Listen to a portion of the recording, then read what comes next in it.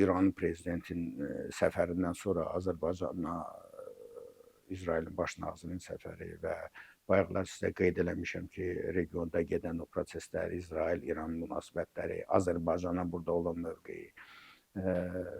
Əlbəttə ki, bu bizim müharibələrimiz deyil, amma ki, bu bizim yaxın coğrafiyada gedən proseslərdir və bu proseslərin içərisində həm bizə yaxın olan qardaş, dost ölkələr də var, həm də bizi sevməyən ölkələr də var.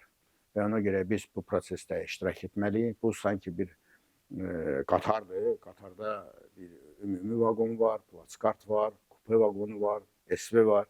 Sadəcə qatarın qabağında olsan, təkərlərin altında qala bilərsən. Stansiyada dayansan, qatar sənsiz hərəkət edəcək. Sənsə içəridə olsan pis olmaz. Fərq etməz hansı ümumi vaqondasan, plaskartdasan ya kupedasın. O baxır konjunkturaya.